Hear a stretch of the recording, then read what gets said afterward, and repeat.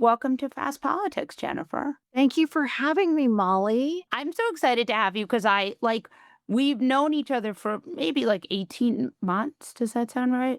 But what you do is so important and I'm just a fan. And so I'm glad to get to have you on. Well, I'm a big fan of yours. My husband and I used to follow you on Twitter when Twitter what we supposed still follow you, but when Twitter was Twitter. Yes. And I remember at one point you followed my husband back, Oh. probably like 6 years ago or something. He was like, "Molly Jong-Fast followed me back." And I was like, "Oh my god, that's incredible." Yeah. So I we're miss of yours. I miss like old Twitter where you could I know. just say stuff. But it is interesting, like we are in this moment where we are being governed by a governing body that consists almost entirely of online posters. It's insane. I mean, when I think about the governing body and I think about like Stephen Miller, Right. Donald Trump, JD Vance, Bondi, and we're celebrating villains. The Yeah. villains are being celebrated when we have been so primed to celebrate heroes that Yeah. for the marginalized. The flip in the script is even though it's been coming and it's Yeah. 10 years in the making, it still causes whiplash because when I see people, especially I just moved from Oklahoma, that have like Yeah. Trump stickers or Trump merch, I just think I can't imagine supporting him, number one. But even if you were like a country club Republican and you did it Right. privately, wearing the merch is just a next level self-own that I just am not prepared for. When do the American people get to a moment where they're like watching the videos of the ICE militia breaking into people's houses with the Black Hawk helicopters? I mean, the Pritzker, the governor of Illinois, was describing what's happening in Chicago. And I had seen some reporting of it. The AP had something on it. But I was like, when I saw it, it was like Black Hawk helicopters, these smoke bombs or whatever, these tear gas near a school. Then Pritzker was talking about it in this presser how they killed someone. They don't know exactly but they killed a father of two. There's conflicting reports about how that went down. But like this is terrifying stuff. Like when do people start associating this with the merch and the Well, brand? I think there's degrees of MAGA, and I think you have the 30% that are cult, okay? And then you have a huge portion of the electorate that happens in all 50 states, and I call these people polite Republicans or country club Republicans. And these voters vote for their own wallet. They feel entitled to not pay that much in taxes. They believe that they are superior because they are quote unquote job creators. And recently, a woman in Oklahoma City, where I used to live, I 100% Republican her whole life. Her housekeeper and her housekeeper's son got deported. Painful, excruciating tears. She loved this woman, had helped raise her kids, had worked in the home for 20 years.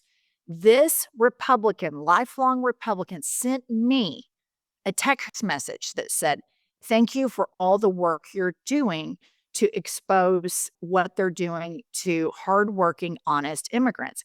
Yes. So when will it affect the country club or polite Right. Republicans? When it affects them personally, because Right. we have built a society that values individualism over collectivism, and all of that is manifested into the biggest selfish individual on the planet, Trump. He is a symptom of all of our worst impulses as a country. Yeah, it is so interesting because when they had the RNC and they had those mass deportation now placards that they were waving, I remember thinking to myself, like, they don't understand what this means. And the polling on it is so interesting because it so shows how polls misinform, right? Immigration was supposed to be a winning issue for Trump.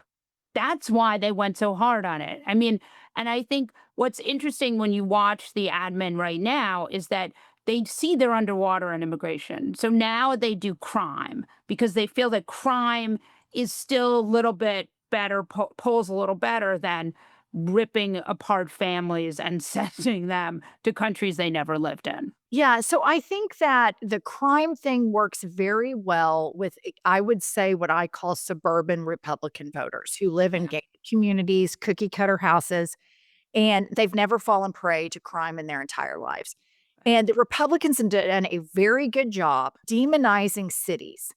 And they have campaigned on this and propagandized big blue cities long before Trump, that multicultural cities are where all the problems are. So if you live in, suburban Atlanta, suburban Oklahoma City, and you think that, oh my God, if I go to a big city, I'm going to fall, prey to crime. Right. It really hits hard with them. And so the problem for me is, when are Democrats going to start flipping the script and berating red states? I am sitting here, I just moved from a red state where they have had a MAGA super majority for over 16 years, Molly. Oklahoma. Ranked 50th in education. We used to have a governor named Brad Henry. He was a Democrat. We were ranked either 14th or 16th in education. In just 16 years, we're ranked 50th. It is ranked 50th for places for women to live. And it goes down the list. It's a bottom 5 state because specifically of MAGA Republican policies. And you could just go down the list, just swing through the Yeah, whole. give me a few of the policies you think make Oklahoma the worst, because I'm curious. Republicans don't like to talk about policies, and people tend to tune out when Democrats talk about policy. But give me the policies that you think have made Oklahoma the worst. Well, the abortion ban Yeah, uh, across the board. They have defunded education, and they scapegoat unions as a way to do that, teachers' unions. right. And Democrats, instead of valuing and promoting teachers, and we have to be on a perma campaign at all times. We had this superintendent, Ryan Walters. I'm sure you're Yes, embarrassed. he just resigned, Resign. right? Because can you explain why he resigned? Because it wasn't because of the Trump Bibles, or it was because of the Trump Bibles. And if so, that's pretty fucking stupid. Okay, so he bought the Trump Bibles. He mandated the 10 commandments be in all of the classrooms. Right. Trump Bibles, like, talk about an oxymoron. But anyway, go on. Yes. Then recently, there was a conference call that he was on, a video conference call, where Ryan Walters had porn playing on the screen in the background, and this was Oh, all over Oklahoma news. And this is the man who's constantly like, the gender mafia teachers unions are gonna trans your kids out, and they're whacking wieners at school, and they're doing all this stuff. I mean, just constantly, this guy propagandizing, you can't send your kids to school, they're not safe because of these woke radical teachers. And then he has this computer porn? behind him with porn on that people saw. My personal theory on this, and I have a lot of experience living in religious culture, and it's totally different. People don't understand what the Bible Belt is like. In Yeah. the Bible Belt, people believe in spiritual warfare, and they believe it to be very real, like angels and demons flying around all the time. That's why. You've actually, socially, we had drinks and you were trying to explain this to me before. And I was like, no, that can't be right. No, they believe it. They believe it. And so when Trump talks about in this binary language, we're good, they're evil. These Bible Belt people are very primed to believe that because they've heard it their whole lives. Well, I think a lot of these people have been religiously abused. I think they suffer from religious abuse. Ryan Walters is no exception. And I think he has a lot of suppressed sexual issues. There's an image around the internet from a local blogger in Oklahoma City called The Lost Ogle, where Ryan Walters is sitting with a friend and they're like touching each other on a park bench and they have their hands placed on each other's thighs. Well, to me, when video cameras are going, you're going to be on and you have Right. to show somebody, look at how straight I am. I'm sitting here watching this porn.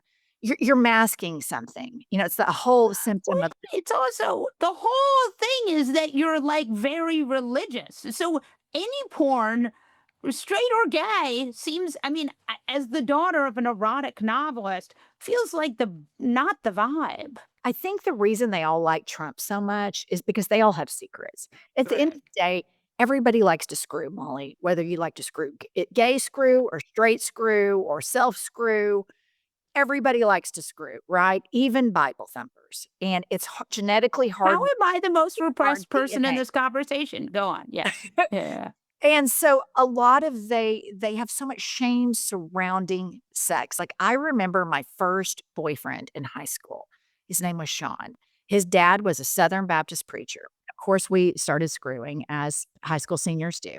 And his mother caught him masturbating at one point, shamed the shit out of him, and he was grounded for 4 months. I didn't get to see Sean for 4 months because he was doing what all 18-year-old kids do, Yeah, that's really masturbate. bad. That's really bad. It That's not it's good. there is so much shame Right. surrounding sexuality, and then if you put on a bisexual tendency or homosexual, then it's just exacerbated. And so Right.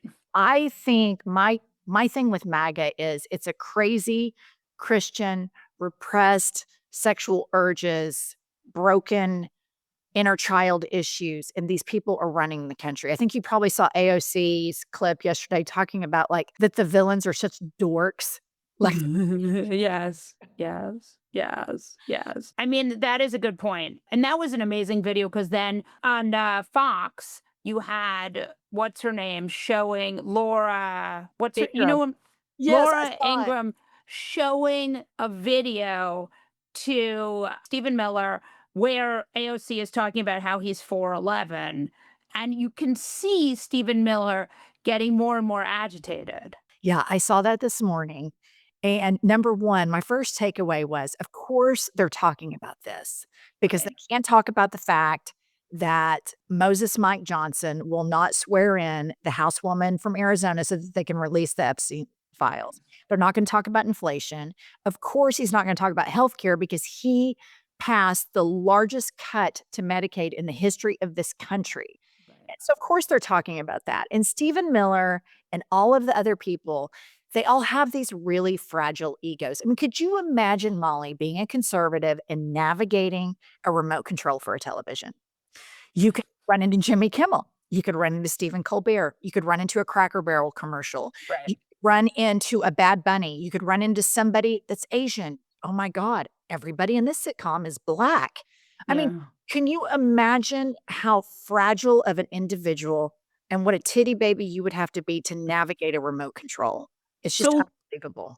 so let's talk about this theory that this is like my optimistic theory is that we are in the last grasps of Christian nationalism, that some of why we got here is because America is diversifying so rapidly and these people are so scared and they just don't think that they can compete in a meritocracy. Really, that's really what this is.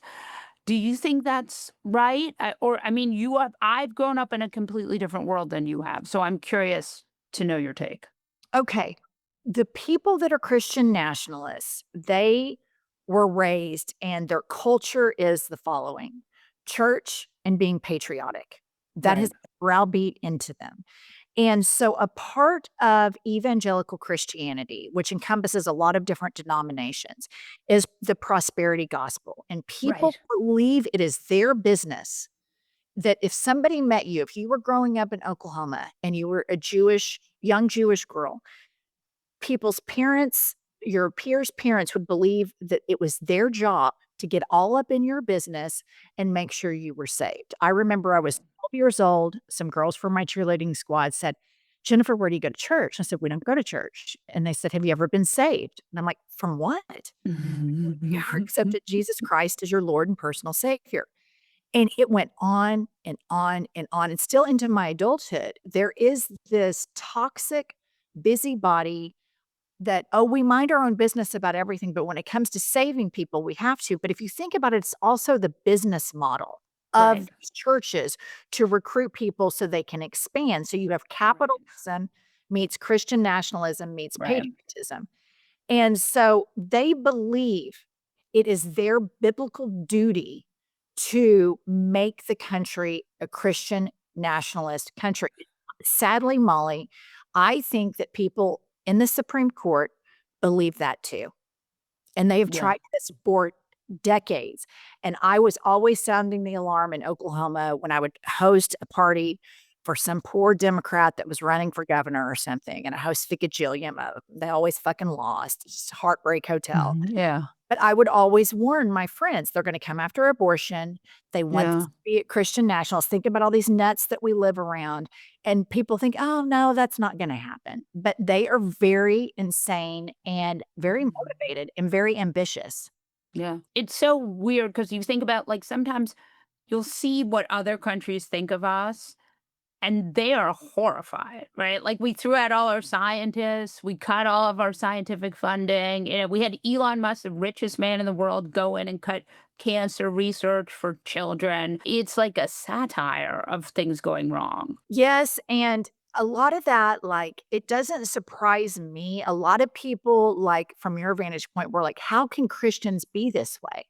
For me, it doesn't surprise me at all because the Christians I grew up around cared about recruiting others to Right. be in the fold, but Right. it was a conflict resolution of picking up the carpet, sweeping it under the rug, and rolling it back down. All you have to do is ask Jesus for forgiveness, Right. then you're immediately forgiven. You don't have to go through any process of self-discovery and work on yourself, and so to me, it makes perfect sense that the most religious people are the most devout followers of Trump because I grew up around these people, and they live in cognitive dissonance at all times. Their preachers, have couple of girlfriends or a couple of boyfriends. There's always some scandal in the church, some Right. scandal with children or whatever. Oh, well, he said sorry and he went back to the Lord, and then they just continue going to these churches. So the corruption that we've seen in churches, I think also primed the public for the Yeah. corruption we see in this administration. And you talk about what other countries think about the United States, even before Trump. In Europe, they thought we were a really religious country, and they were Yes. right. We are a Yes. very religious first world country. But it's interesting that it's like we're religious, but we're not spiritual. I grew up Reformed Jewish, really Unitarian. My stepmother was a Unitarian minister. The whole goal of religion, right, is to connect to some kind of spirituality. But none of this is really for that. No, and where I live, and, you've probably seen these people in the parking lot outside the White House talking in tongues before they go in. Right. Have you seen Yeah. that clip? No, I have not seen that. Okay, this was like a couple months ago, Molly. So you've got like some people that work in the West Wing. I think it might be that nut Paula White's Right. staff. They're standing out, somebody's videoing it. Somebody's leading a prayer. They're doing the hands up, the praise Jesus thing. And then a couple of them are standing there going, "Ah, la, la, la, la, la," literally speaking in tongues. And my opinion is that these people have been religiously abused since birth. They have been Mm, told, "You are not good. You have to be saved. You were born bad. If you are not good, Satan is going to torture you in hell forever." And you start telling a 3-year-old, 4-year-old, 5, right.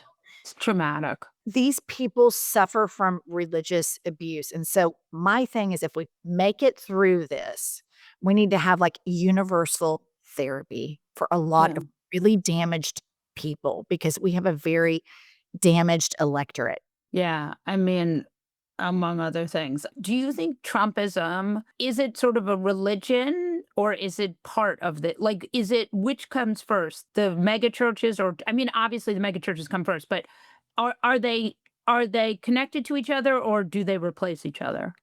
I think it's the Father, Son, Holy Spirit. I think it's the Trinity. I think you have patriotism, where somebody's whole identity is being an American. And that's something Right. that for democracy, we've had on steroids compared to other democracies.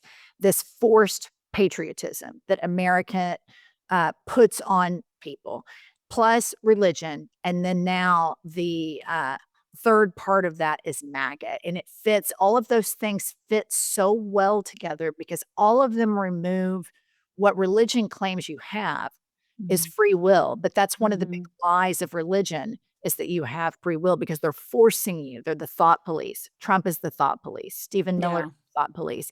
So to me, all of when I talk to people like you that live on the coast, they're always like, "Well, how Trump's not a Christian. How do these Christians like him?" And I'm like, "This man is an evangelical pastor to a T. He's slick. He's a liar. He's a grifter. He's the thought police. He thinks he knows better than everyone. These people are primed to worship this man." And sadly, Molly, when he hugged the American flag, MAGA has done and Republicans have done such a good job saying that Democrats hate the country. And Right. these very simple statements, Democrats hate the country. Democrats are for crime. And then you see him hug the flag. It hits hard. It hits hard with simple-minded people because for them, critically thinking is not only painful, it's a sin. If you Yeah. ever question like, well, was Mary really a virgin or did Noah get all those animals on the ark? I remember I asked my religious friends, and they're like, "That's blasphemy. You're gonna burn in hell for that. That's a sin." So critical thinking is something punishable if you're a part of this faith, which think about how primed they are to fall prey to this cult MAGA. Yeah. Oh. Jennifer, will you come back? Yes.